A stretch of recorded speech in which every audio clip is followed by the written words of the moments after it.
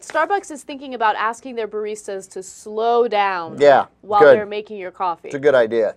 Terrible idea. Yeah. I think we're getting, Anna, too many stories in. I think people need to appreciate the story. So let's let the Starbucks story sit for a while. Tell me again about the story, but take twice as much time. All right. So, Starbucks thinking about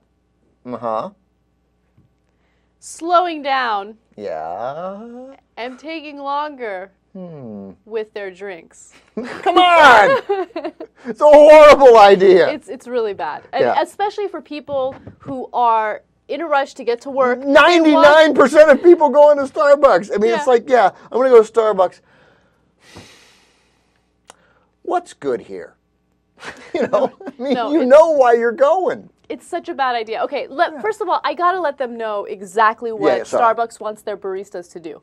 So right now, a lot of baristas multitask, i.e. they make 5 drinks at a time, okay? Right. And that's so you can get the customers They probably going. don't even make that many, but they might make 3. Right, they'll make 3 at a time.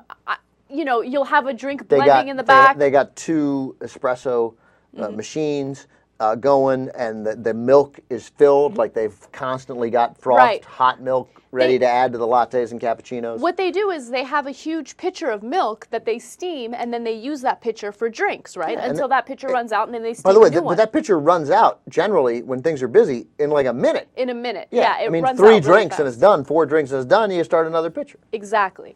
And what maybe Starbucks 10 now, minutes it sticks around at the most. Right. I would think. And now what they want to do is make the baristas steam milk for each individual drink. Oh my God. And for the drinks that ask for foam, like the customers who want foam, they have to wait even longer because you need to take that steam milk and let it sit for a while so the foam can rise to the top. Well, don't you? I thought you just did the top. Right. No, you can do that, but you also have to wait a little while so it gets like the perfect creamy, delicious texture. Because you worked at Coffee Bean. I was a barista. So the idea is that because they ongoing effort to make stores operate more efficiently. But that's like the Bushian. Like, no, it's inefficiently. Exactly. Literally inefficiently. Because there's been a clamor, they claim, that the mechanized process, it says here in this story, has removed the romance of a coffee shop, which I don't not understand that sentiment. Like a coffee shop is supposed to smell good. There's supposed to be a feel to it. You might want to sit and drink your coffee. It's not a fast food restaurant. Right. And that's important. It isn't. That's not what they want. That said, yesterday I'm in Starbucks near my new home in Santa Monica, and maybe they're already doing this there because all of a sudden there was only one person ahead of me. Maybe somebody had already ordered, but only one person ahead of me in line. And it took easily 6.5 minutes to get my drink. And there were 3 people behind, and then the woman who came in after me and the person who came in after her, they took a long time too, and they were out of their minds. I know. They were like, what? And they kept turning to me. They're like, you were here before me. You don't even have your drink. What's going on? Where's my coffee? Ma'am, do you have a cappuccino? I had a cappuccino. I had a non-fat cappuccino with 1 equal. Where is that? You know, I'm like, well, but the romance is back. I mean, I don't know, man. This seems like a horrible, horrible idea. You imagine people like at lunch, like who go to lunch and then want to get a coffee at the end of their lunch, or people on their way to work.